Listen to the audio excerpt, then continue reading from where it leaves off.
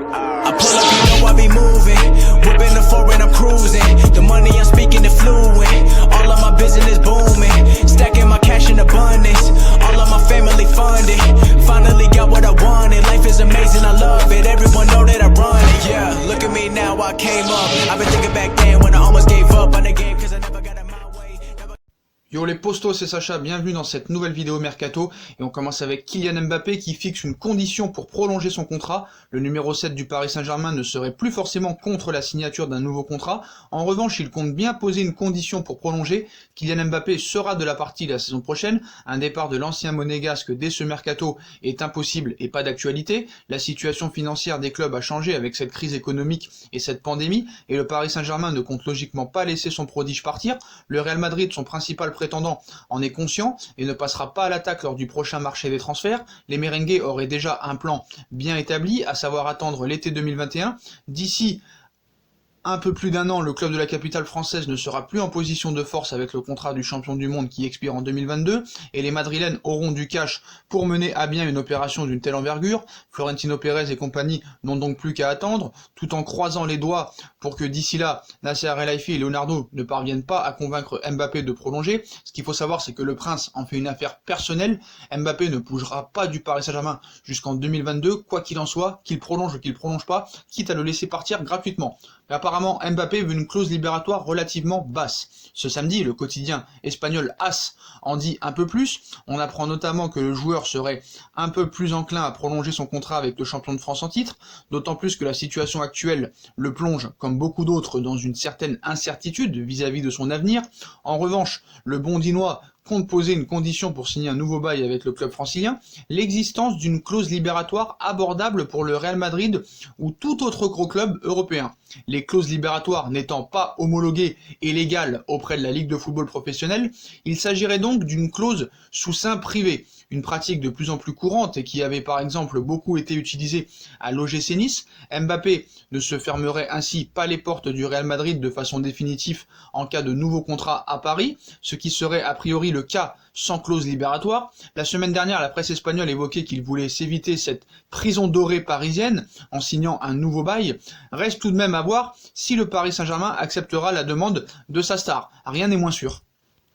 Du côté des arrivées, cette fois-ci, Jacques-Henri Hérault répond à la rumeur Boubacar Kamara au PSG. Après l'annonce du départ d'Andoni Zubizarreta hier via un communiqué publié sur le site de l'OM, le président du club phocéen est sorti du silence sur les ondes de RMC, venu démentir les informations faisant état d'une hypothétique vente de l'OM. Jacques-Henri Hérault a également répondu à la question de la rumeur envoyant Boubacar Kamara, grand espoir du club, au Paris Saint-Germain. En proie à de grosses difficultés sur le plan économique, le club olympien doit vendre pour rééquilibrer ses comptes. Dans le viseur du fair play financier, la formation phocéenne doit se délester de ses meilleures valeurs marchandes pour rentrer dans les clous. Kamara possède l'une des plus belles valeurs de l'effectif marseillais. À écouter le président, l'OM ne semble pas fermé à une vente de son milieu polyvalent.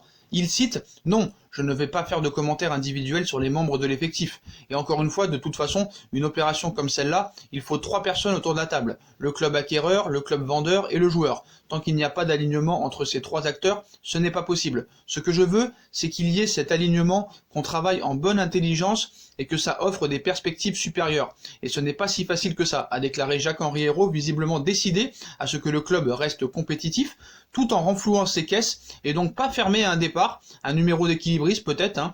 Tout l'enjeu pour nous, ça va être de continuer à maintenir une ambition sportive qui est la nôtre, c'est-à-dire une ambition sportive très élevée, parce qu'on est l'Olympique de Marseille et qu'on faire mieux qu'une belle figure dans les compétitions domestiques comme européennes, mais aussi arriver à la pérennité économique sans laquelle il n'y aura pas de futur à long terme. En tout cas, si on écoute bien ses propos, Jacques-Henri Hérault ne ferme pas la porte à un départ de Boubacar Kamara au Paris Saint-Germain. Et on passe au dossier Kalidou Koulibaly. Leonardo s'en va en guerre pour Koulibaly, ne figurant plus pendant un certain temps sur les tablettes du Paris Saint-Germain.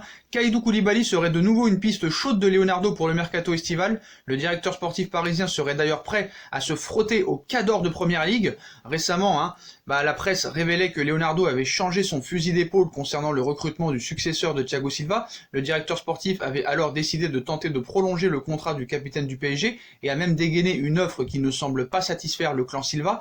Alors que la situation n'évolue pas depuis avril, Leonardo changerait à nouveau de stratégie dans cette opération et se remettrait à la recherche d'un nouveau défenseur pour le Paris Saint-Germain, Milan Skriniar, Alessio Romagnoli, Dayo Upamecano, Kalidou Koulibaly.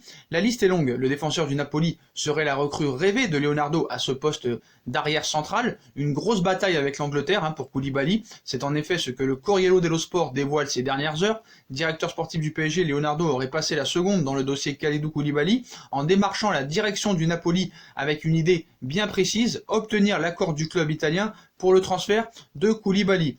On a vu aussi que Newcastle était intéressé, la position privilégiée de Liverpool dans la course à la signature du Sénégalais et le lancement des grandes manœuvres de Manchester United. Le Corriere explique de son côté que le PSG serait prêt à batailler avec les cadors de Première Ligue pour sortir vainqueur de cette opération. Affaire à suivre donc, qui va être l'un des feuilletons de l'été, indéniablement.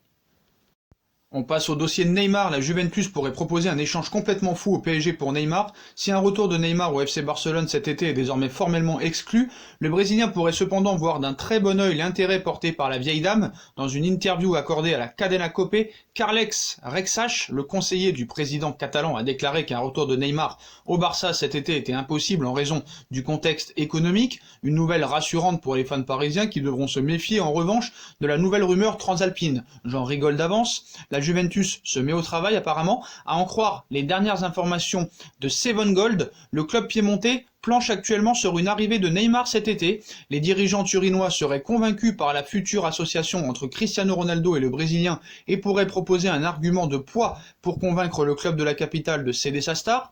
Déjà évoqué l'été dernier, Paulo Dybala pourrait être inclus dans l'opération afin d'adoucir la note dans le cadre d'une éventuelle signature, estimée entre 180 et 200 millions d'euros. L'opération Neymar pourrait être négociée aux alentours des 100 millions d'euros dans l'hypothèse d'un départ de l'international argentin au Paris Saint-Germain. Un frein majeur, à l'image du FC Barcelone, la Juve s'interroge sur les revenus actuels de Neymar au Paris Saint-Germain. Avec des émoluments estimés à 37 millions d'euros bruts annuels, les Turinois ne pourront pas assumer les charges salariales de l'international brésilien. Pour remédier à cette problématique, la vieille dame envisage de demander aux joueurs une baisse substantielle de son salaire, une exigence qui ne devrait pas être acceptée par le principal concerné. En attendant, Neymar alimente toujours autant l'actualité à ses dépens, que ses dépens disent toujours beaucoup de bêtises par rapport à lui. Donc voilà, maintenant que ce soit les médias italiens, espagnols, anglais, français, on ne sait plus qui croire. Voilà les postos, c'est la fin de cette vidéo Mercato. Comme d'habitude, dites-moi en commentaire ce que vous en pensez. Je compte sur vous pour liker un maximum. On bombarde la barre de like, on partage, on commente, on s'abonne, on active la petite cloche pour être tenu au courant des vidéos qui vont sortir. On me rejoint sur mes différents réseaux sociaux qui seront en bas de la page en description, ainsi que sur Utip. Il y a ma deuxième chaîne YouTube, No Feeling, qui vous intéresse aussi. Ce sera en bas de la page en description. Voilà les postos, je vous souhaite à tous une très belle continuation. Prenez soin de vous et à très vite pour une nouvelle vidéo les postos. Tchuss!